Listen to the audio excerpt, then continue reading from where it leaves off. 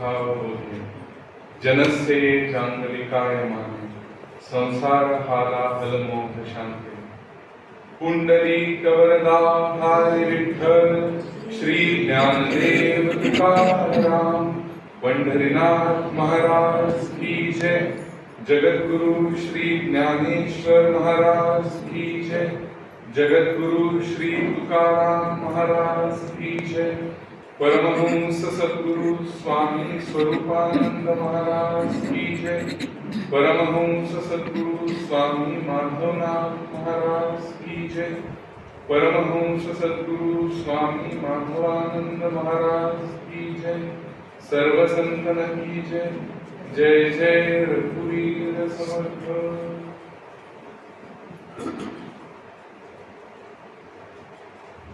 मोहित लागी लगन गुरु चरणन की चरण बिना मोहि कछु नहीं भावे चरण बिना मोहि कछु नहीं भावे जग माया सब सपनन की मोहि लागी लगन गुरु चरणन की भव सागर सब सुख गयो है फिकर नहीं मोहि तरनन की मोहि लागी चरण लागी लगन गुरु चरणन की मीरा के प्रभु गिरिधर नागर उलट भई मोरे नयनन की मोहि लागी लगन गुरु चरणन की। मीराबाईंचा अतिशय सुंदर अभंग आहे। ते असं म्हणत आहेत की मोहि लागी लगन गुरु चरणन की। गुरुचरण म्हणजे काय नक्की? गुरूंचे पाय, सद्गुरूंचे पाय म्हणजे काय? तर स्वामी सत्यदेवानंद सरस्वतींनी असं सांगितलेलं आहे की गुरूंचे पाय याचा अर्थ सोहम भाव म्हणजे गुरूंचे पाय। मोहे लागी लगन गुरु चरणन की म्हणजे ती जी सोहम साधना आहे त्याबद्दल इतका लळा लागला की त्याने झालं काय, पुढे असं म्हणले की चरण बिना मोहे कछु नाही भावे। अजून मला दुसऱ्या कशामध्ये आता गोडी लागत नाही आणि म्हणून त्यांनी असं म्हणलं की जग माया सब सपन की जग मिथ्या आहे, सगळं मायावत आहे हे मला कळून चुकलं। आणि म्हणून पुढचं जे आहे की भवसागर सब सुख गयो है फिकर नहीं मोहे तरन की। भवसागर जर का स्वप्नवतच आहे, मिथ्या आहे, खोटा आहे तर मग बुडायची काय भीती आहे? म्हणून त्यांनी असं म्हटलेलं आहे की भवसागर सब सुख गयो है, सुकलेलंच आहे सगळं, नाहीच आहे, आता सरळ चालत जाऊ शकते मी। फिकर नाही मोहि तरन की मोहि लागी लगन गुरु चरणन की। आणि शेवटी असं म्हटलेलं आहे की मीरा के प्रभु गिरिधर नागन उलट भई मोरे नयनन की।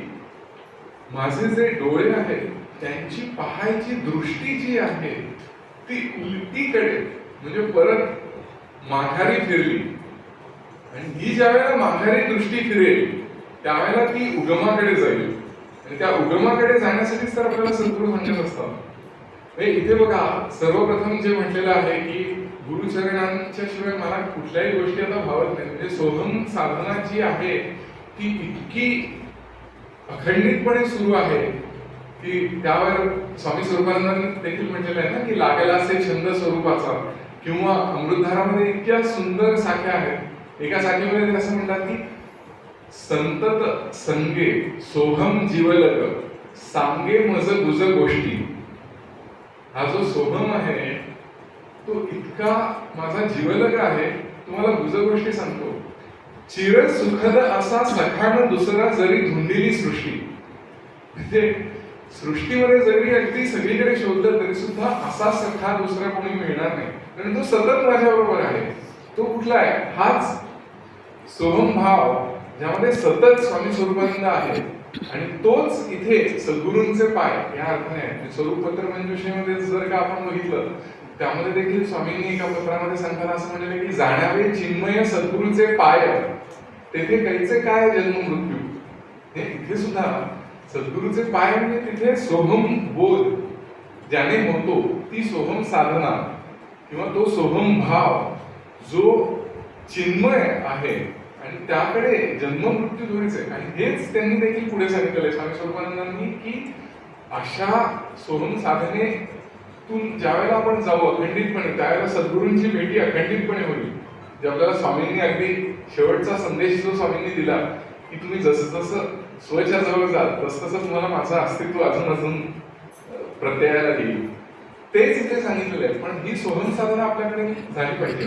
पण सर्वात महत्वाचं म्हणजे ही जी उलटीकडे पहिले दृष्टी जाणं, याबद्दल देखील आपल्याला माहिती नसतं. आणि सद्गुरूच आपल्याला ते सांगतात की अरे परतोनी देखी किंवा पाठमोरी देखी, असं जे ज्ञानेश्वर महाराजांनी सांगितलेलं आहे की ज्यावेळेला दृष्टी उलटीकडे उगमाकडे तिचा प्रवास सुरू होईल, तो कुणामुळे होतो? सद्गुरूंमुळेच तर होतो. अशा सद्गुरूंना कृतज्ञता व्यक्त करण्याचा हा आजचा दिवस आहे. माझी स्वामीजींची पहिली भेट झाली 99 साली. मुलुंडला बापट काकूंच्याकडे केंद्र चालायचं स्वरूपचं, आणि तिथे माझी काकू ललिताताई दीक्षित ती म्हणाली की स्वामी माधवानंद येणार आहेत, तर तू त्यांची भेट घे म्हणून. तर आता आध्यात्मिक व्यक्ती फार त्याआधी बघितलं नव्हतं, पण असं गंभीर वातावरण असेल वगैरे असं मन कल्पना करून जातं. तर आतमध्ये ज्या वेळेला चपलाकडून आतमध्ये पहिलं दृश्य बघतोय तर सगळे एकतर युवा बसलेले आहेत खाली, आणि वरती एक प्रसन्न मूर्ती पांढरा शुभ्र झब्बा घातलेली आणि हसत खेळत नुसते जोक्स चालू आहेत, मजा चालू आहे. स्वामीजी असं म्हणाले की आपण एक समुद्र किनारी सहल काढायची, तुम्ही मला कुठलेही प्रश्न विचारा. आणि मग क्षणभर थांबून असं म्हणाले कॅल्क्युलसचे सोडून. मी त्यावेळेला 12वीत होतो, नुकतीच 12वी माझी चालू झालेली, आणि कॅल्क्युलस आम्हाला गणितामध्ये होता विषय. आणि नुकताच तो गणितातल्या विषयाबद्दल कसं काय बरोबर बोलले असं मनात. आणि पहिल्याच वेळेला म्हणजे ती तार जुळणं जे म्हणतात किंवा सूत जमून गेलं असं जे म्हणतात, तसंच माझ्या बाबतीत झालं. म्हणजे दुसऱ्याच दिवशी माझा अनुग्रह झाला. त्यानंतर अनुग्रह झाल्यानंतर स्वामीजींचे जे मुंबई पुण्यामध्ये कार्यक्रम व्हायचे त्यावेळेला जास्तीत जास्त प्रमाणात अटेंड करायचे असं मनाने ठरवूनच टाकलं होतं.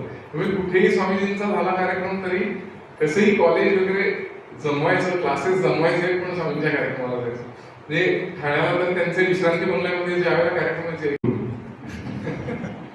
मी त्यावेळेला 12वीत होतो, नुकतीच 12वी माझी चालू झालेली, आणि कॅल्क्युलस आम्हाला गणितामध्ये होता विषय. आणि नुकताच तो गणितातल्या विषयाबद्दल कसं काय बरोबर बोलले असं मनात. आणि पहिल्याच वेळेला म्हणजे ती तार जुळणं जे म्हणतात किंवा सूत जमून गेलं असं जे म्हणतात, तसंच माझ्या बाबतीत झालं. म्हणजे दुसऱ्याच दिवशी माझा अनुग्रह झाला. त्यानंतर अनुग्रह झाल्यानंतर स्वामीजींचे जे मुंबई पुण्यामध्ये कार्यक्रम व्हायचे त्यावेळेला जास्तीत जास्त प्रमाणात अटेंड करायचे असं मनाने ठरवूनच टाकलं होतं. म्हणजे कुठेही स्वामीजींचा झाला कार्यक्रम तरी कसंही कॉलेज वगैरे जमवायचं, क्लासेस जमवायचे, पण स्वामींच्या कार्यक्रमाला जायचं. म्हणजे ठाण्याला तर त्यांचे विश्रांती बंगल्यामध्ये ज्यावेळेला कार्यक्रम व्हायचे, एक दोनदा असं झालं की 7 वाजता स्वामींचा कार्यक्रम आणि 8 वाजता माझा इंजिनिअरिंगचा क्लास डोंबिवलीमध्ये. 7:40ला आता निघूया, थोड्या वेळ थांबूया, असं करता करता करता आपण निघायलाच पाहिजे म्हणून 7:40ला मी निघायचो, धावत वेळत जायचो स्टेशनवरती, फास्ट ट्रेन पकडून जायचं 10 मिनिटात असं असेल. म्हणजे निघताना स्वामींकडे बघायचं तर त्यावेळेला ते असं छानशी अशी स्माईल द्यायचे. त्या स्माईलने काय व्हायचं, दोन्ही गोष्टी एकदम निर्माण व्हायच्या. आनंद पण निर्माण व्हायचा आणि संकोच पण निर्माण व्हायचा की अरे आपण मध्येच निघून जातोय, हे बरोबर आहे का. त्याचप्रमाणे त्यांनी जी स्माईल दिलेली आहे त्याच्याने अरे म्हणजे काहीतरी आपलं चुकत पण नसेल, कदाचित त्यांना हे बरोबरच आहे की असं क्लास चुकवायचा नाही असं त्यांना वाटत असेल. पण असं काही करता करता जितकं जास्तीत जास्त जमवायचा प्रयत्न असा तो असायचा. एकदा असं झालं की माझं इंजिनिअरिंगचं कॉलेज करून मी येताना बोरिवलीला दिलीप पिटकर जे आहे त्यांच्या घरी स्वामीजींचा कार्यक्रम होता, आणि असा 7 वाजता तो कार्यक्रम. आणि मी आलो कॉलेज संपून बोरिवली स्टेशनवर उतरल्यावर एकतर 7 वाजून गेले होते. माझ्याकडे फक्त बंगल्याचं त्यांचं नाव होतं, तो कुठे बंगला काय काहीच कल्पना नाही. बरं तो काळ होता 2001 सालचा वगैरे, असं त्यामुळे लगेच गुगल मॅप्स वगैरे असं करून काही उपयोगच नव्हता. एक माणूस मला म्हणजे मी सहज विचारलं पत्ता की मला अशा अशा ठिकाणी जायचं आहे. तो माझ्या बरोबर अर्धा तास माझा पत्ता शोधत होता, म्हणजे देवदूतच म्हणाला. माझ्या बरोबर तो आला आणि इकडे कुठे जायचे सगळा पत्ता शोधत शोधत मी जेव्हा पिटकरांच्या घरी पोहोचलो त्यावेळेला 7:45 झाले होते. 7 ते 8 स्वामीजींचं प्रवचन होतं.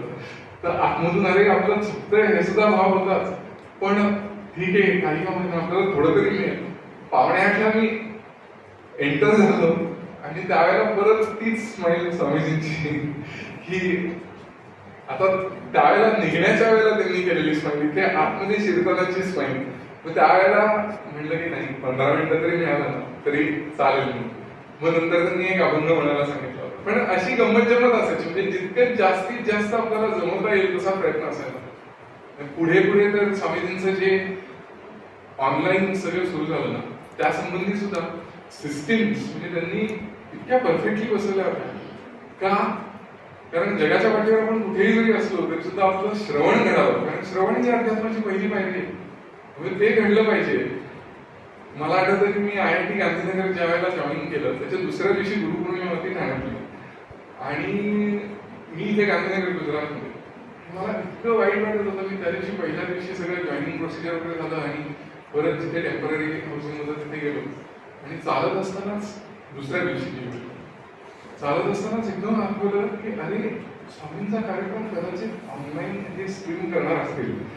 बरोबर उलटा तसाच कॉलेजमध्ये गेलो, तिथे इंटरनेट वगैरेची सगळी सोय होती आणि तो 1.5 तास मला कार्यक्रम पूर्ण ऑनलाईन बघता आला. ही सोय फार पूर्वीपासून स्वामीजींनी केलेली आहे. US मधलं टेलिफोनिक केंद्र जे आहे, टेलिफोनवरती केंद्र चालायचं आणि कितीतरी वर्ष ते तसं चालत. म्हणजे आजचं त्याचं जे स्वरूप आहे की अमेरिका आणि पुणे, अमेरिका भारत ऑनलाईन केंद्र जे होतं त्याचं पूर्वीचं स्वरूप अमेरिकेतलं असं टेलिफोनिक केंद्र होतं.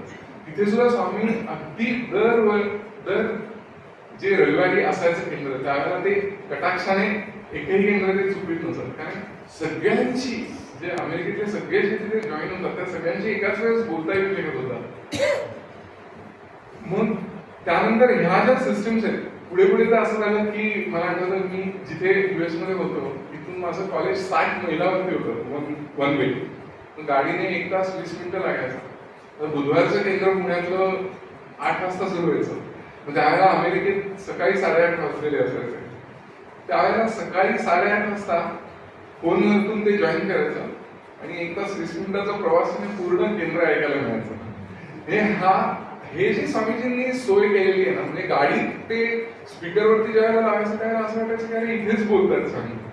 आपण जगाच्या पाठीवर कुठेही असतो. आता इथे सुद्धा गोव्यामध्ये स्वामीजींचे कार्यक्रम ज्यावेळेला प्रत्यक्ष असतील त्यावेळेला सगळेजण आपण येतोच, पण पुण्यातले कार्यक्रम सगळ्यांना ऐकायला मिळावे म्हणून त्यांनी ज्या सिस्टीम्स बसवल्या ना त्या खरंच म्हणजे सगळ्यांना त्याचा इतका फायदा झाला. कारण स्वामीजींचं बोलणं ऐकण्यासाठी तर सगळेच उत्सुक असायचं. का? कारण त्या बोलण्याला एक परतत्वाचा स्पर्श असायचा, त्यामुळे ते हृदयाला जाऊन भिडायचं.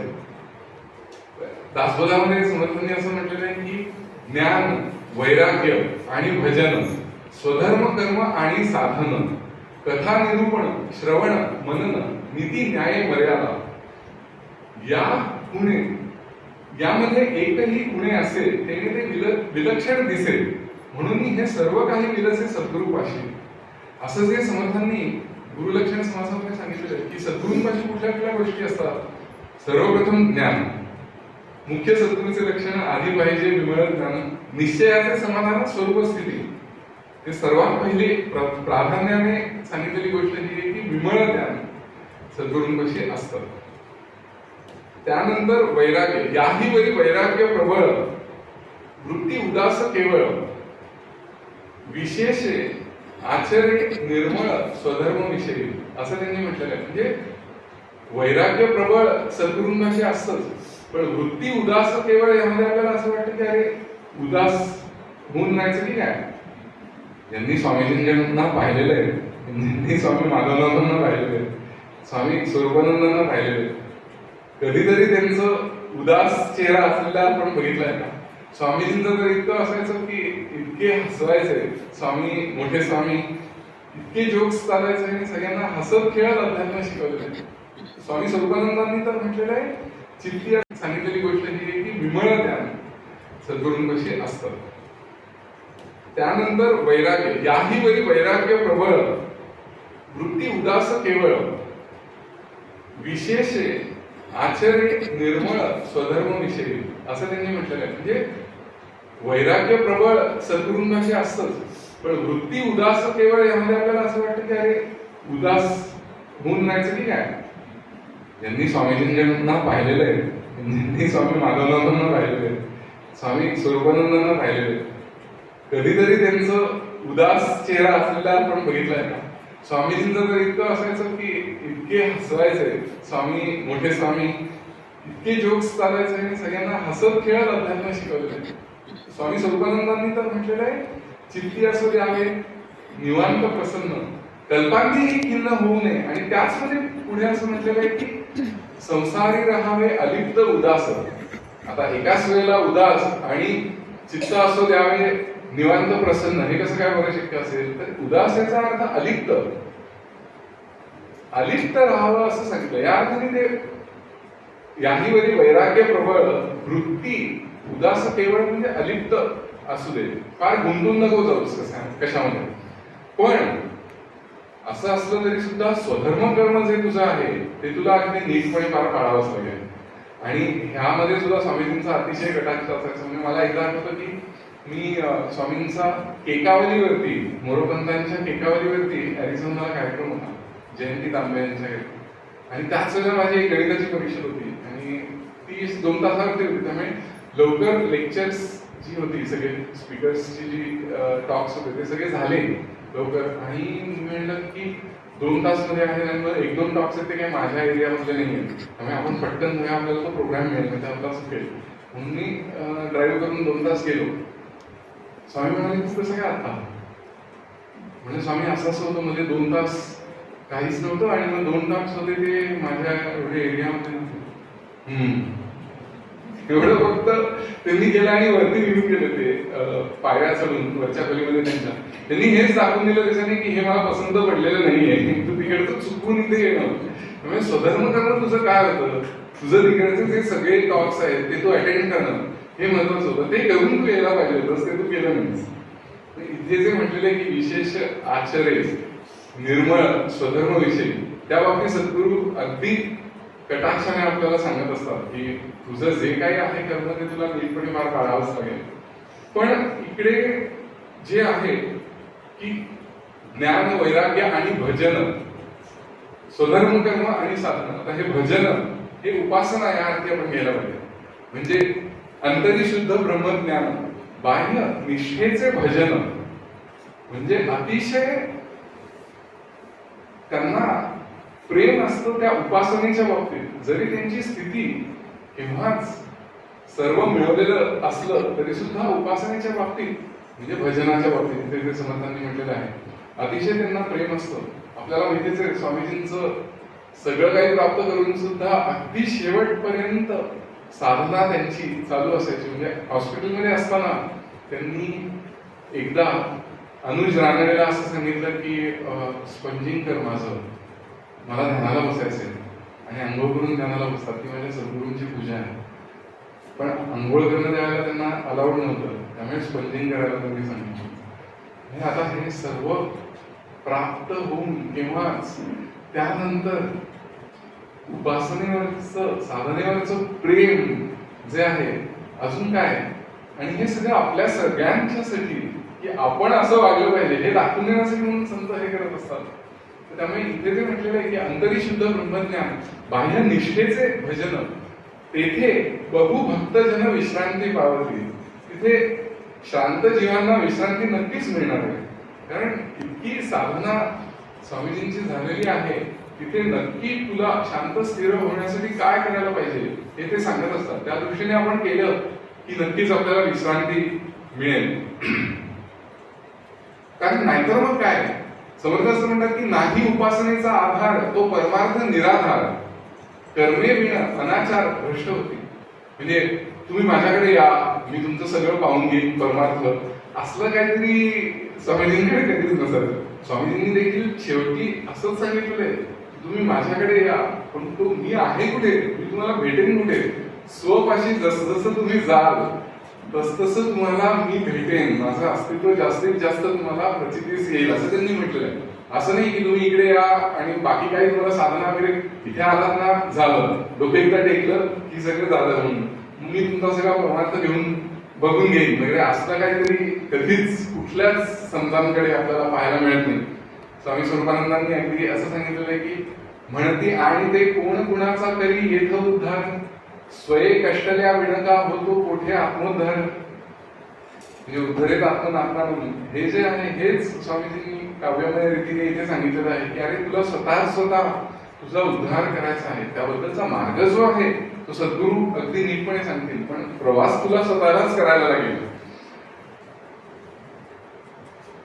याही वरी अध्यात्म श्रवण हरिकथा निरूपण जेथे परमार्थ विवरण निरंतर, म्हणजे जे म्हटलेलं आहे ना समर्थांनी पुढच्या चरणामध्ये त्या ओळीच्या की हरिकथा निरूपण श्रवण मनन नीती न्याय मर्यादा, हे प्रत्येक जे शब्द आहेत ते स्वामीजींच्या आयुष्याला लावून बघितलं की ते जिवंतपणा येतो त्यांना. म्हणजे आता जर आपण बघितलं की स्वामीजींकडे आपण कुठल्याही विषयासाठी काही समस्या असेल, बरोबर ते साधनेवरती आणि स्ववरती कसे घेऊन यायचे आपल्याला, आणि त्या गोष्टीचं निराकरण तर व्हायचंच, पण कुठे जायचंय हे बरोबर तिथे सांगायचंय. आणि त्याचबरोबर जे हरिकथा निरूपण इथे म्हटलेलं आहे त्याबद्दल तर काय, आपल्याला किती वेळा स्वामीजींकडून कृष्णाच्या गोष्टी जन्माष्टमीच्या वेळेला म्हणा किंवा किती कुठलेही जे रामनवमीच्या वेळेला वगैरे ऐकायला मिळायच्या, असं वाटायचं की अरे ह्यांनी हीच गोष्ट परत परत सांगावी आपल्याला, तेवढाच आनंद आपल्याला मिळायचा. पण परमार्थ विवरण निरंतर हे आपण सगळ्यांनी बघितलेलं आहे. स्वामींकडे गेल्यानंतर कधी फार इकडे तिकडे कुठेही ते जाऊ द्यायचं नाही, आणि तसं जर का त्यांना वाटलं तर राम राम राम असं त्यांना म्हटल्यानंतर जे कुठले व्हायचंच, पण कुठे जायचंय हे बरोबर तिथे सांगायचंय. आणि त्याचबरोबर जे हरिकथा निरूपण इथे म्हटलेलं आहे त्याबद्दल तर काय, आपल्याला किती वेळा स्वामीजींकडून कृष्णाच्या गोष्टी जन्माष्टमीच्या वेळेला म्हणा किंवा किती कुठलेही जे रामनवमीच्या वेळेला वगैरे ऐकायला मिळायच्या, असं वाटायचं की अरे ह्यांनी हीच गोष्ट परत परत सांगावी आपल्याला, तेवढाच आनंद आपल्याला मिळायचा. पण परमार्थ विवरण निरंतर हे आपण सगळ्यांनी बघितलेलं आहे. स्वामींकडे गेल्यानंतर कधी फार इकडे तिकडे कुठेही ते जाऊ द्यायचं नाही, आणि तसं जर का त्यांना वाटलं तर राम राम राम असं त्यांना म्हटल्यानंतर जे कुठले लोक असायचे त्यांना कळायचं की अरे हा विषय इथे अपेक्षित नाहीये, काही पुढे जर का तो विषय गेला तर स्वामीजी सर्व उठून निघून जायचे त्यांच्या कामात. हे आपल्याला म्हणजे सगळ्यांनी बघितलेलं आहे. नीती न्याय मर्यादा हे देखील आपल्याला सद्गुरूंच्या काही बघायला मिळतात. पण समर्थांनी असं म्हटलेलं आहे की नाना सद्विद्येचे गुण याही वरी कृपाळूपण हे सद्गुरूचे लक्षण जाणीचे शोधी, म्हणजे सगळ्यात महत्वाचं या सगळ्यांच्याही पुढे कृपाळूपणा हा जो आहे आपल्याला सद्गुरूंपाशी पाहायला मिळतो. त्याचे प्रत्येकाचे अनुभव असतील. माझी बायको तेजश्री ज्या वेळेला अमेरिकेतून भारतात एकटीच येणार होती त्यावेळेला स्वामीजींना असं झालेलं की अरे तिला फ्लाईट मध्ये काय देऊ आणि काय नको, म्हणजे तिला खारे काजू बदाम मी तुला थांब पॅक करून देतो अशा ते म्हणाले की अहो ते एअरलाईन वाले काय त्यांना तिला उपाशी नाही ठेवणार पण इतकी काळजी, म्हणजे हे जे कृपाळूपण आहे म्हणजे नेहमीच्या वागण्या बोलण्यातलं कृपाळूपण हे देखील आपल्याला सद्गुरूंच्याकडे आपल्याला पाहायला मिळतं. तसंच विशेष कृपा जी आहे ती साधने संदर्भातली ती तर आहेच आहे, ती आपण पुढे बघणारच आहोत.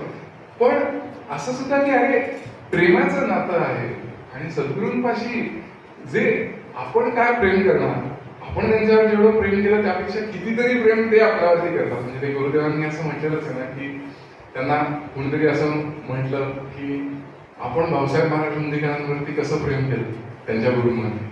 ते म्हणले की पहिले म्हणजे आम्ही आमच्या सद्गुरूंवरती प्रेम केलं हे खरं नाही. अहो ज्ञानेश्वर महाराजांनी निवृत्तीनाथांवरती प्रेम केलं, त्याच्या पासंगाला तरी आमचं प्रेम पुरेल काय, पण त्यांनीच आमच्यावर म्हणजे आमच्या सद्गुरूंनीच आमच्यावर इतकं प्रेम केलं की लाजत गाजत का होईना आम्हाला प्रतिसाद द्यावा लागला, तेवढंच आमचं प्रेम. हे जे आहे हे आपण बघतो की सद्गुरू आपल्यावरती इतकं प्रत्येकाची काळजी घेणार. कधी ज्ञानाला सुद्धा दुपारी ज्या वेळेला असायचं ना 3:30 वाजता त्यावेळेला पहिले माझी बायको त्याला पुण्यात शिकत होती आणि ती ज्या वेळेला यायची 3 वाजता आल्यानंतर पहिले काही खाल्लंयच ये पहिले खायला यायला द्यायचे, ते झाल्यावरती मग नंतर ध्यानाला बसतो. म्हणजे असं प्रत्येकाची चौकशी, प्रत्येकाचा वेळेचा सदुपयोग देखील व्हावा अशी त्यांची खूप इच्छा होती. एकदा आमच्या नात्यामध्ये एक लग्न होतं, आणि ते लग्नाचे सगळे विधी असतात. स्वामी म्हणायचं तसं की एकच फक्त लक्षात असतं की डोळ्यामध्ये धूर जातोय, बाकी आपल्याला काही त्याच्या आठवणी नसतात. तर तसं झालं, मला थोडा कंटाळा आलेला की अरे कितीतरी वेळ आपला असाच जातोय. दुसऱ्या दिवशी मी स्वामींकडे गेलो त्यावेळेला असं म्हटलं की स्वामी असं म्हणजे असं त्यांची बोलता बोलता असं म्हटलं की मला ना खूप कंटाळा. स्वामींचं पुढचं अरे मग इथे यायचंच ना, आपण तिथे आलेलं त्यांना आवडतंय, चालतंय, हे पहिले ह्या वाक्यानेच मला एकदम आधी बरं वाटलं. आणि त्यानंतर त्यांचं असं काही म्हणणं होतं की अरे सदुपयोग होऊ दे तुझ्या वेळेचा, तुला जर का तिकडे कंटाळा येत असेल तर तू कशाला जातोयस तिथे, इथे ये. असं जे कृपाळूपण प्रत्येकानेच अनुभवलेलं आहे. पण विशेष कृपा सद्गुरूंची कशी बरी असते, तर कृपावंत भला सद्गुरू लाभला, अंगीकार केला त्याने माझा. आपल्याला अनुग्रह जो मिळाला, निदान माझा ज्या वेळेला अनुग्रह झाला त्यावेळेला अनुग्रहाबद्दल अशी काही विशेष जाण नव्हती. ज्या दिवशी भेटलो त्याच्या दुसऱ्या दिवशी अनुग्रह झाला होता. अनुग्रहाला जाताना असं नक्कीच वाटत होतं की आता आपलं भलं होणार आहे, एवढीच. पण अजून अशी काही विशेष माहिती नव्हती. म्हणजे आपण कम्पेअर केलं इतर व्यक्तींचं कसं असतं, म्हणजे आता स्वामी माधवनाथांचं जर का आपण बघायला गेलो तर एक प्रसंग मला आठवतो की बाबा देसाई म्हणजे स्वामी स्वरूपानंदांचे जे अतिशय जवळचे मित्र, ते एकदा स्वामी माधवनाथांच्या ब्युटी क्लब स्टोअरमध्ये आले होते. आणि त्या स्टोअरमध्ये स्वामी 9-9:30च्या दरम्यान नेहमीच्या वेळेला गेले आणि सर्वप्रथम ते दासबोध उघडून त्यामधनं काही ओव्या वाचायचे नित्यनियमाप्रमाणे. तर तसं ते वाचत असतानाच हे गृहस्थ आतमध्ये शिरले. स्वामीजींना माहिती नव्हतं की ते कोण आहेत, बाबा देसाई, म्हणजे नाव पण माहिती नव्हतं. पण त्यांना पाहता क्षणी असं आठवलं की अरे यांना परवा सत्यदेवानंद सरस्वतींच्या कार्यक्रमामध्ये पाहिल्यासारखं वाटतंय. पण त्यावेळेला ओळख घडली नव्हती. आणि ते गृहस्थ आले आणि त्यांनी बघितलं इथे की दासबोध ज्ञानेश्वरी ठेवलेले, ज्ञानेश्वरी वाचता वाटतं असं करून त्यांनी बाळासाहेबांना म्हणजे स्वामी माधवनाथांना विचारलं. स्वामीजी पण अगदी नम्रतेने म्हणाले की हा चालतो आपलं झालं असं. तर ते नंतर चष्मा काढून वाचायला लागले आणि त्यातली काही पानं चाळत असताना म्हणजे बाबा देसाई एक ओवी होती 18व्या अध्यायातली, ती वाचली त्यांनी स्वतः आणि त्याचा अर्थ असं ते सांगत होते. आणि मग नंतर ते म्हणाले तुम्ही आमच्या आप्पांची अभंग ज्ञानेश्वरी वाचली आहे का?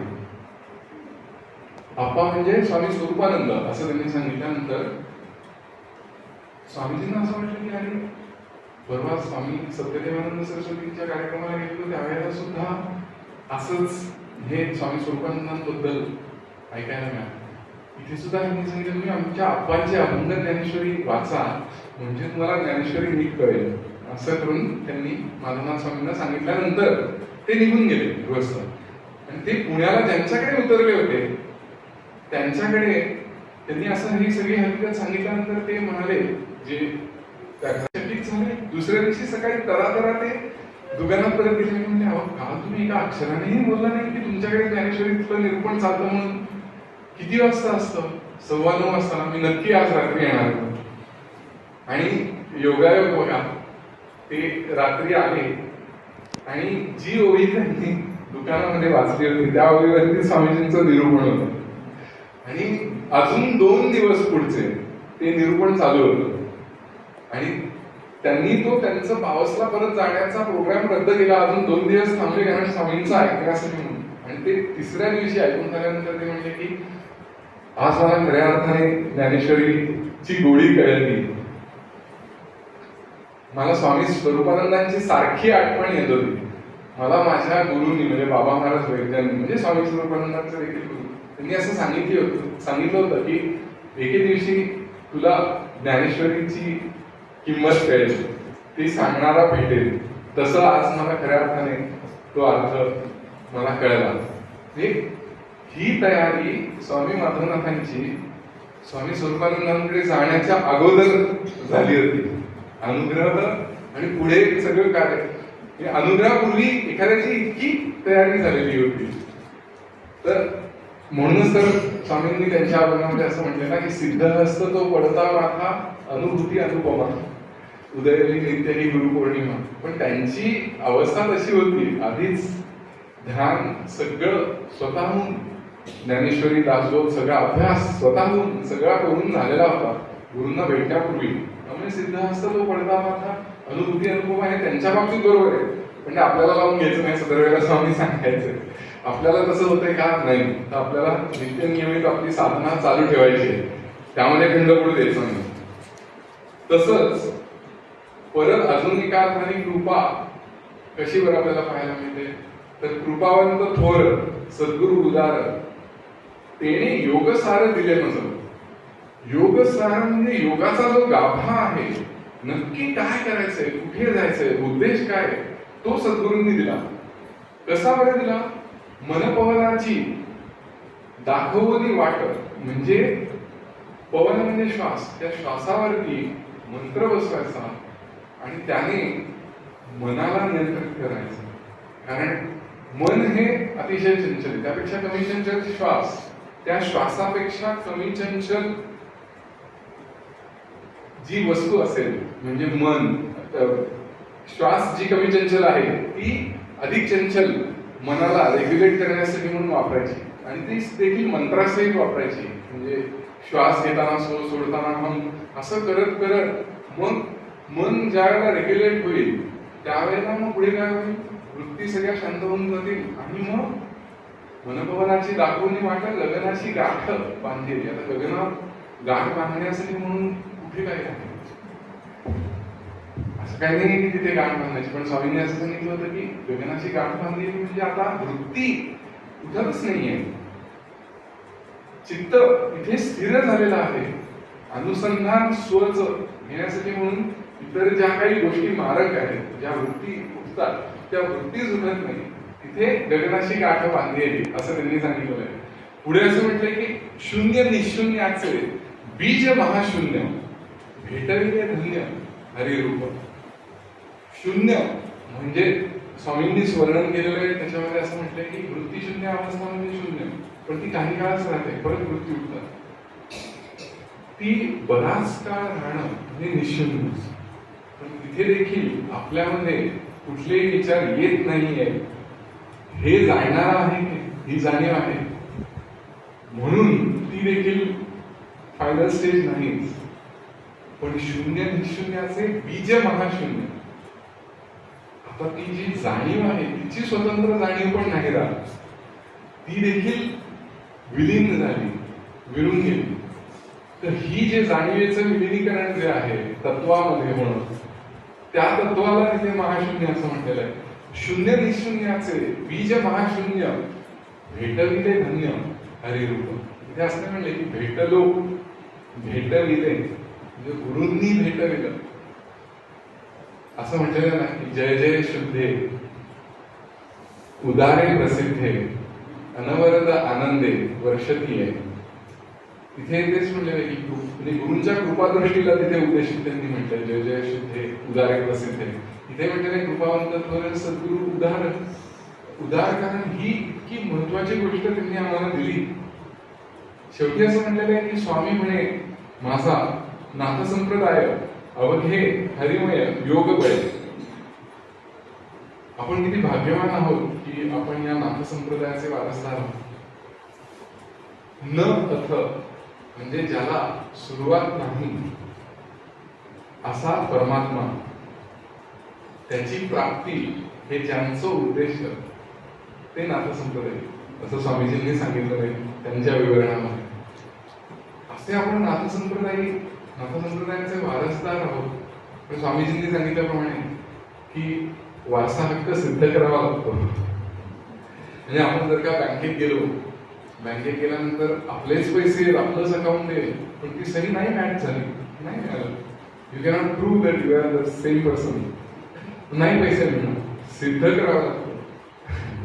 तर तसं इकडे असं वाटतं की अरे एखादी गोष्ट आपल्याला जर का समजून घ्यायची किंवा त्या गोष्टीची उकल करायची जर का असेल, उकल व्हावी असं आपल्याला वाटत असेल, तर त्यासाठी म्हणून जी गोष्ट आपण वापरतो तिला आपण गुरुकिल्ली म्हणतो की नाही. एखाद्या गोष्टीची गुरुकिल्ली, व्हॉट इज द सक्सेसची गुरुकिल्ली काय तर हार्ड वर्क.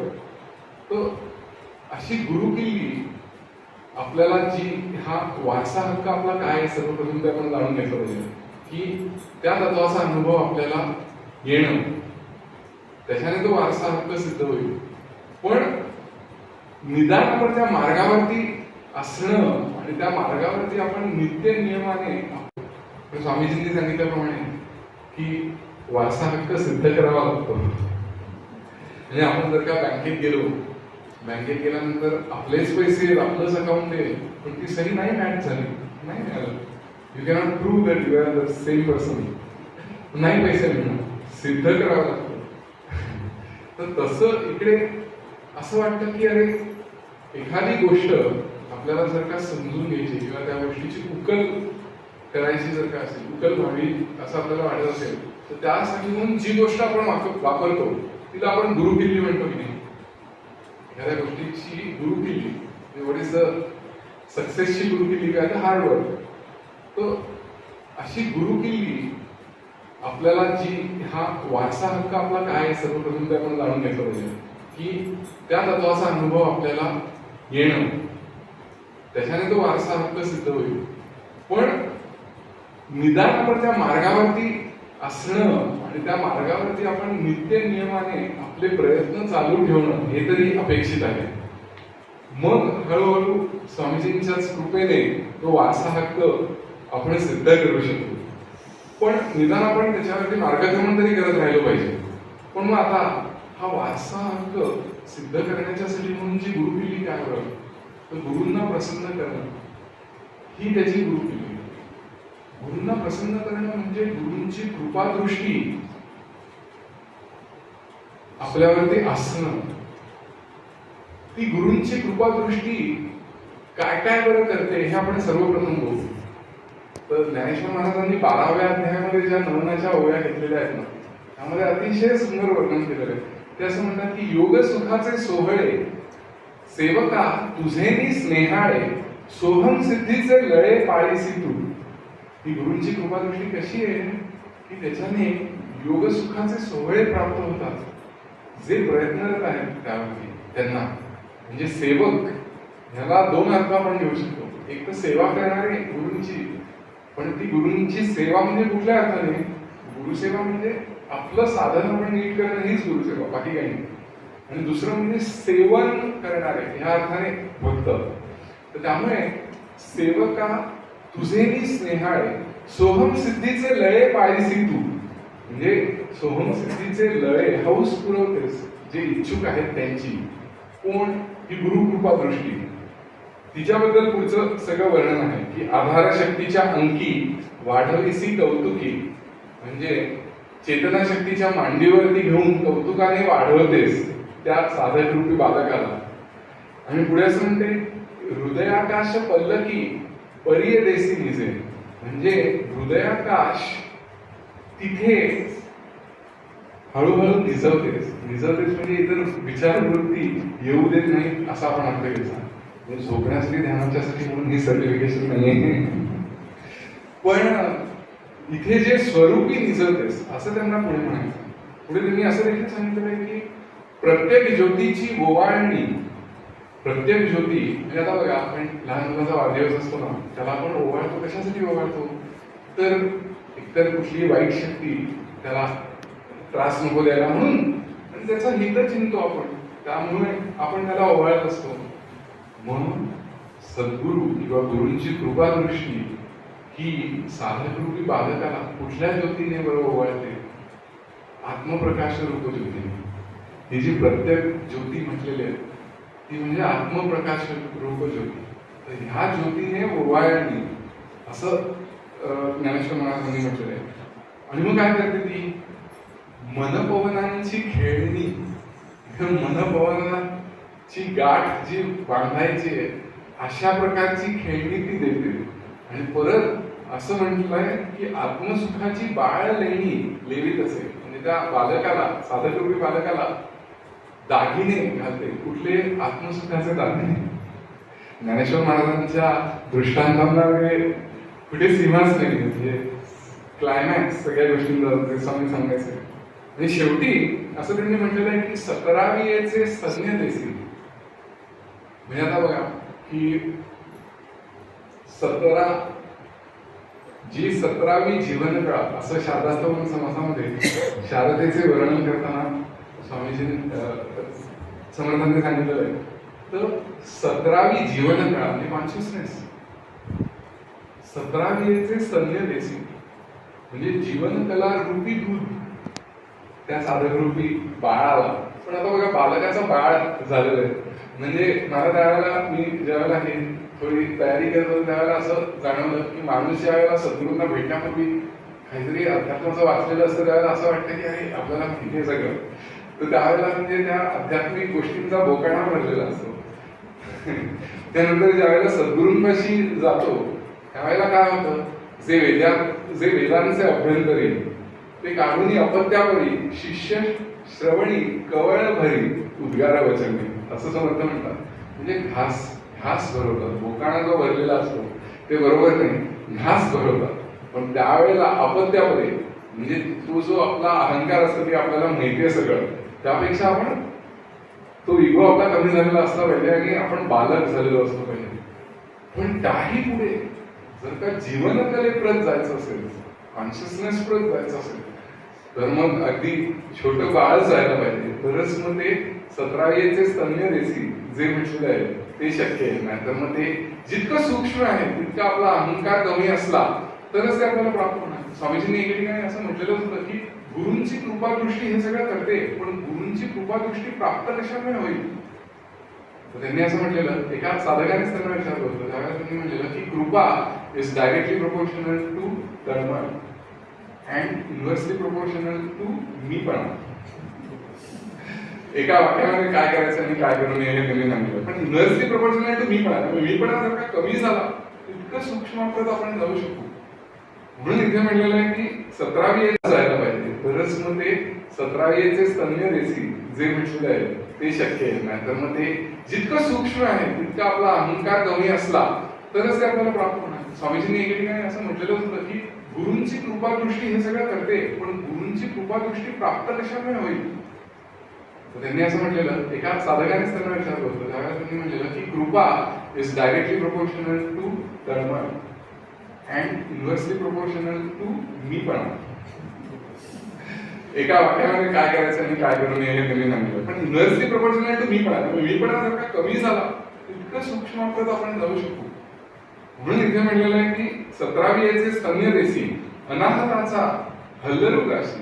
म्हणजे आता त्या बाळाला निजवायचंय की नाही, दूध पाजलेलं, आता त्या बाळाला निजवायला म्हणून अनाहताची अंगाई गायली जाते.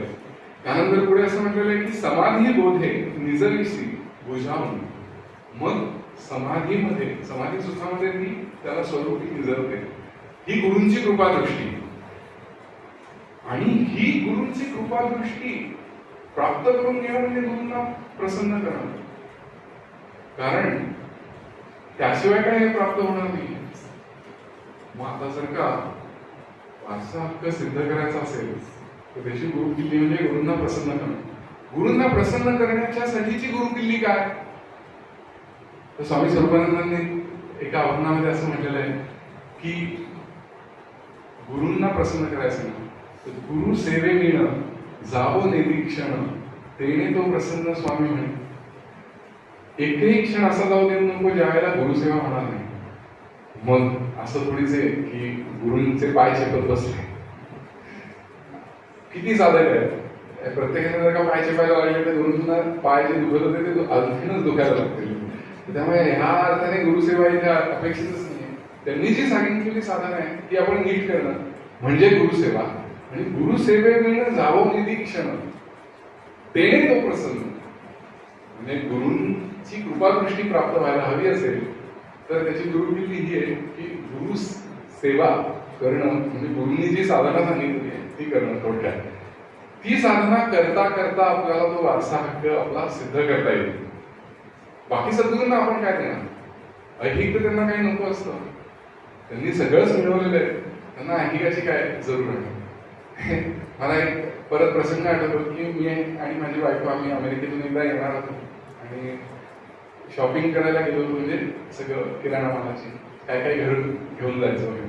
अचानक आठवलं की आपण स्वामीजींना कॉल करूया, त्यांना काही हवंय का म्हणून विचारूया.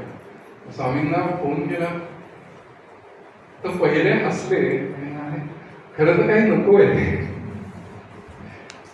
पण मुलं कौतुकाने बाबाला विचारलं की काय म्हणून तुमच्यासाठी, म्हणून त्यांना चांगलं वाटावं म्हणून त्यांनी म्हटलं की ते लाफिंग काऊ म्हणून एक कंपनी असते तर त्याचं चीज आहे ना ते घेऊन येऊ असं एवढं.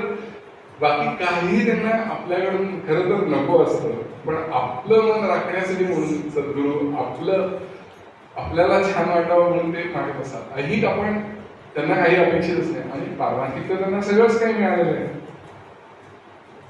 ते त्यांना सोडून कधीही जात नाही. त्यामुळे आपण त्यांना काय देणार, गुरूंची सेवा करणं यांच्यामध्ये त्यांना काहीतरी त्यांच्या फायद्यासाठी म्हणून वगैरे काही नाही, आपला फायदा व्हावा ही त्यांची कळकळ असते. तीच साधनेद्वारा आपण आपला फायदा करून घ्यावा असं त्यांना वाटत असतं. तीच गुरुसेवा आणि त्यानेच तो वारसा हक्क सिद्ध होणार आहे. मग त्यासाठी आपण काय करायला हवं तर असं म्हटलेलं आहे समर्थांनी, म्हणून साधन अभ्यास आणि सद्गुरू. सर्वप्रथम साधन, अभ्यास आणि सद्गुरू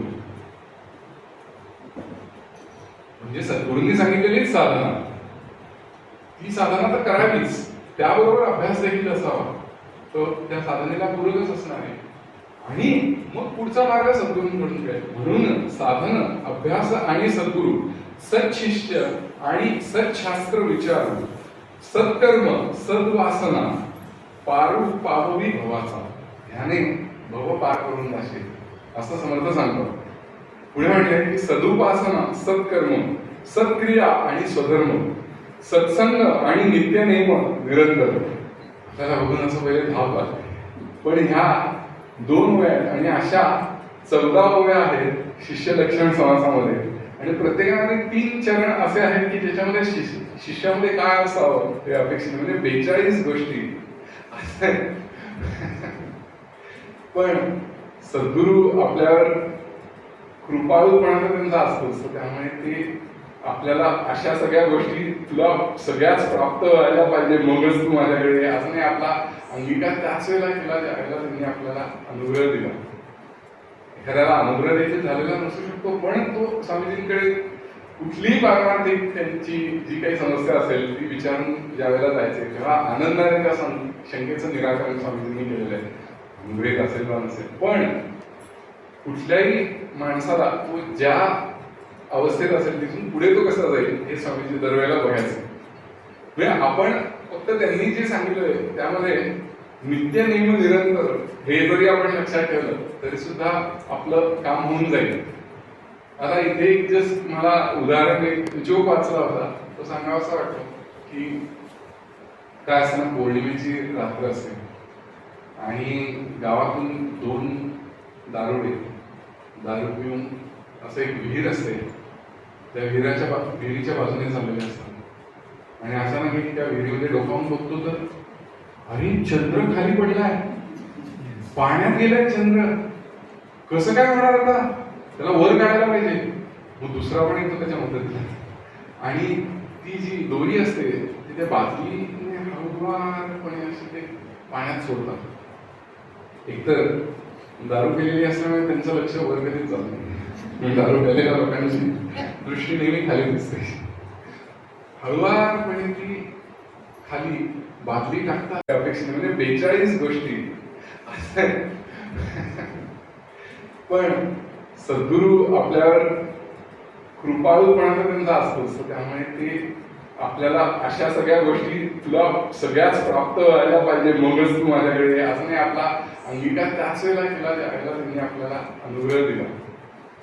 एखाद्याला अनुग्रह देखील झालेला नसू शकतो, पण तो स्वामीजींकडे कुठलीही पारमार्थिक त्यांची जी काही समस्या असेल ती विचारून ज्यावेळेला जायचे तेव्हा आनंदाने त्या शंकेचं निराकरण स्वामीजींनी केलेलं आहे. अनुग्रहित असेल किंवा नसेल, पण कुठल्याही माणसाला तो ज्या अवस्थेत असेल तिथून पुढे तो कसा जाईल हे स्वामीजी दरवेळेला बघायचं. म्हणजे आपण फक्त त्यांनी जे सांगितलंय त्यामध्ये नित्य नेम निरंतर हे जरी आपण लक्षात ठेवलं तरी सुद्धा आपलं काम होऊन जाईल. आता इथे एक जस्ट मला उदाहरण एक जोक वाचला होता, तो सांगावासा वाटतो की काय असं ना, पौर्णिमेची रात्र असते आणि गावातून दोन दारुडे दारू पिऊन असं एक विहीर असते, त्या विहिरीच्या बाजूने चाललेले असतात आणि अचानक मी त्या विहिरीमध्ये डोकावून बघतो तर अरे चंद्र खाली पडलाय, पाण्यात गेलाय चंद्र, कसं काय होणार आता, त्याला वर काढायला पाहिजे. मग दुसरा पण येतो त्याच्या मदतीला आणि ती जी दोरी असते ती त्या बादलीने हळूवारपणे अशी ते पाण्यात सोडतात. एकतर दारू केलेली असल्यामुळे त्यांचं लक्ष वर कधीच जात नाही, दारू केलेल्या लोकांची दृष्टी नेहमी खाली दिसते. हळूवारपणे ती खाली बादली टाकतात आणि तिथून हळूहळू तो चंद्र त्याच्या बादलीबरोबर त्या पाण्यामध्ये आलेला असतो, तो ते काढण्याच्या प्रयत्नामध्ये असतात आणि तेवढ्यात ती दोरी तुटते आणि हे लोक पाठीवरती पडतात आणि वरती बघतात तर अरे चंद्र, काय आपण कर्म केलं. वस्तुतः काही झालेलं आहे का? नाही. ज्याला आपण चंद्र समजतो तो चंद्र तिथे नव्हताच, तो चंद्र वरच होता, पण इथे दृष्टीच नाही गेली तर ते कसं काय होणार. गगनाकडे जोपर्यंत दृष्टी जात नाही तर काहीतरीच आपण करत राहू. जर का सद्गुरूंनी सांगितलेली साधना आपण करत नसू आणि ते सोडून इतरच काही गोष्टी जर का आपल्या चाललेल्या असतील तर म्हणजे हे विहिरीतून चंद्र काढण्यासारखं झालं ते. आणि आपल्याला असं वाटतं की नंतर सद्गुरूंकडून ऐकलेलं असतं की असं असं व्हायचं, मग आपण कल्पना करत असतो की आपल्याला असंच झालेलं आहे, म्हणजे तो चंद्र तिथे वर यांनी नेला असं समजून. पण खऱ्या अर्थाने ते काही तसं झालेलं नसतं. त्यामुळे मुख्य काय आहे की सद्गुरूंनी सांगितलेली साधना नित्य नियमाने करावी हे अपेक्षित आहे, बाकी काही नाही. आता आपण जे स्वामी स्वरूपानंदांनी स्वरूपपत्र मंजुषा यामध्ये त्यांच्या एका मित्राला दिलेलं जे एक पत्राद्वारे गोपीबद्ध पत्रांचा तो संग्रह आहे आणि अतिशय सुरेख असं ते पत्र, ज्यामध्ये संपूर्ण जसं स्वामीजींच्या ध्यानाच्या ज्या 21 ओव्यामध्ये संपूर्ण प्रोसेस आलेली आहे ना, तशी संपूर्ण प्रोसेस ध्यानाची अशी नाही, पण एकूण काय करायचंय ती फार सुरेख आलेली आहे. ती आपण बघू आणि मग त्याने आपण त्याच्यानंतर 20 मिनिटं ध्यान करूया. स्वामी स्वरूपानंद असं म्हणतात, तुझं लागी संप्रदाय करून समंत्र सांगितले सहज साधन, नित्य नेमे आसनी बैसोन करावे चिंतन स्वरूपाचे. आपण या संप्रदायामध्ये नाथ संप्रदायामध्ये आलो, तिथे आपल्याला समंत्र साधन सांगितलं गेलेलं आहे स्वामीजींनी आणि नित्य नेमे आसनी बैसोन करावे चिंतन स्वरूपाचे. स्वरूप चिन्मय आनंद घन आपणही तैसेची परिपूर्ण, ऐसे भाविता तन्मय होऊन मनासी मनपण उरे कोठे. मग मनपण राहील कसं, मनपण किंवा व्यक्तिमत्वात्मक मी राहणार कसा. अर्जुनपण न घेता मी ऐसे जे पंडू सुद्धा उठत असे ते तत्वता त्याचे रूप. मग आपण ज्या स्वरूपाचा वेध ज्याला घेतो त्याला संतांची ही अवस्था आहे की तूच तो आहेस परिपूर्ण. पण ती आपली अवस्था नसेल. आपण स्वरूपाचा वेध घेता घेता आपल्याला काय लक्षात ठेवायचंय, जायचंय कुठे बरोबर, तर तिथे त्यांनी सांगितलं की भाविता तन्मय होऊन आणि मग मनासे मनपण उरे कोठे, ते मनपण उल्लंघून आपण पुढे जाऊ. उरे कोठे द्वैत स्थिती देह गेह जगत भ्रांती, क्षणैक अद्वयानंदानुभूती देतसे शांती साधकासी. क्षणभर का होईना अद्वयानंदानुभूती येते आणि त्याने काय वेगळं होतं तर देतसे शांती साधकासी. पुढे असं म्हटलंय साधकासी पुनरपी भव प्रत्यय. ध्यान झाल्यानंतर किंवा ती क्षणे ती अवस्था जरी प्राप्त झाली तरी त्याच्यानंतर परत विचारवृत्ती उठायला लागतात. म्हणून साधकासी पुनरपी भव प्रत्यय होता नाना वृत्तींचा उदय. मग काय करायचं, सोहम स्मरणे धरावी सोय नित्यानित्य विवेकाची. सोहम स्मरण एकतर करावं आणि नित्य काय अनित्य काय हा विवेक सतत करत राहावा. त्याच्याने परत आपल्याला जायचे कुठे, ज्या विचारवरती येत असतील त्याकडे दुर्लक्ष करून परत स्वस्थानी राहायचा प्रयत्न आपल्याला करायचा आहे. पुढे म्हणले विवेकाचा घेऊन आधार साक्षीत्वे करावे सर्व ही व्यापार. इथे परत अलिप्तपणा जो मगाशी आपण बघितला तो आला. साक्षीत्वे करावे सर्व ही व्यापार सुखे दुःखे प्रारब्धानुसार भोगावी साचार यथा प्राप्त. आणि शेवटी जी आपल्याला सर्वांना माहिती आहे ती ओवी इथे आलेली. प्राप्त कर्माचरणी निपुण भक्ती ज्ञाने सुसंपन्न अखंड करी सोहम ध्यान कृतार्थ जीवन होय त्याचे.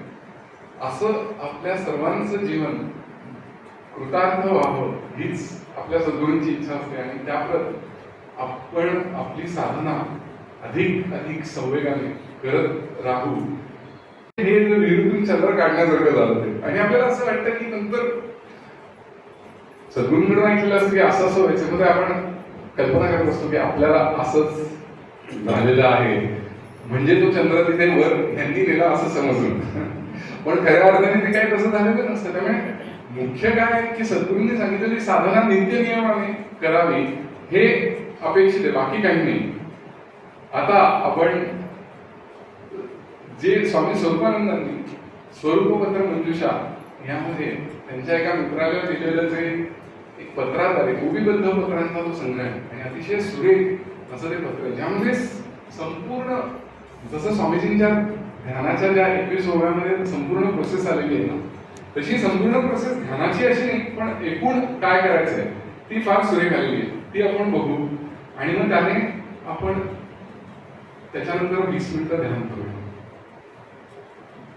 स्वामी स्वरूपानंद असं म्हणतात, तुझं लागी संप्रदाय करून समंत्र सांगितले सहज साधन नित्य नेमे आसनी बैसोन करावे चिंतन स्वरूपाचे. आपण या संप्रदायामध्ये नाथ संप्रदायामध्ये आलो, तिथे आपल्याला समंत्र साधन सांगितलं गेलेलं आहे स्वामीजींनी. आणि नित्य नेमे आसनी बैसोन करावे चिंतन स्वरूपाचे. स्वरूप चिन्मय आनंद घन आपणही तैसेची परिपूर्ण ऐसे भाविता तन्मय होऊन मनासी मनपण उरे कोठे. मग मनपण राहील कसं, मनपण किंवा व्यक्तिमत्वात्मक मी राहणार कसा. अर्जुनपण न घेता मी ऐसे जे पंडू सुद्धा उठत असे ते तत्वता त्याचे रूप. मग आपण ज्या स्वरूपाचा वेध ज्याला घेतो त्याला संतांची ही अवस्था आहे की तूच तो आहेस परिपूर्ण. पण ती आपली अवस्था नसते. आपण स्वरूपाचा वेध घेता घेता आपल्याला काय लक्षात ठेवायचंय, जायचंय कुठे बरोबर, तर तिथे त्यांनी सांगितलं की भाविता तन्मय होऊन आणि मग मनासे मनपण उरे कोठे, ते मनपण उल्लंघून आपण पुढे जाऊ. उरे कोठे द्वैत स्थिती देह गेह जगत भ्रांती क्षणैक अद्वयानंदानुभूती देतसे शांती साधकासी. क्षणभर का होईना अद्वयानंदानुभूती येते आणि त्याने काय होतं तर देतसे शांती साधकासी. पुढे असं म्हटलंय साधकासी पुनरपी भव प्रत्यय. ध्यान झाल्यानंतर किंवा ती क्षणे ती अवस्था जरी प्राप्त झाली तरी त्याच्यानंतर परत विचारवृत्ती उठायला लागतात. म्हणून साधकासी पुनरपी भव प्रत्यय होता नाना वृत्तींचा उदय. मग काय करायचं, सोहम स्मरणे धरावी सोय नित्यानित्य विवेकाची. सोहम स्मरण एकतर करावं आणि नित्य काय अनित्य काय हा विवेक सतत करत राहावा. त्याच्याने परत आपल्याला जायचे कुठे, ज्या विचारवरती येत असतील त्याकडे दुर्लक्ष करून परत स्वस्थानी राहायचा प्रयत्न आपल्याला करायचा आहे. पुढे म्हणले विवेकाचा घेऊन आधार साक्षीत्वे करावे सर्व ही व्यापार. इथे परत अलिप्तपणा जो मगाशी आपण बघितला तो आला. साक्षीत्वे करावे सर्व ही व्यापार सुखे दुःखे प्रारब्धानुसार भोगावी साचार यथा प्राप्त. आणि शेवटी जी आपल्याला सर्वांना माहिती आहे ती ओवी इथे आलेली. प्राप्त कर्माचरणी निपुण भक्ती ज्ञाने सुसंपन्न अखंड करी सोहम ध्यान कृतार्थ जीवन होय त्याचे. असं आपल्या सर्वांचं जीवन कृतार्थ व्हावं हीच आपल्या सद्गुरूंची इच्छा असते आणि त्याप्रत आपण आपली साधना अधिक अधिक संवेगाने करत राहू आणि ती करत राहावी, आपल्याकडून व्हावी अशी सद्गुरूंच्या चरणी मी प्रार्थना करून माझं बोलणं सांगतो. श्री सद्गुरू.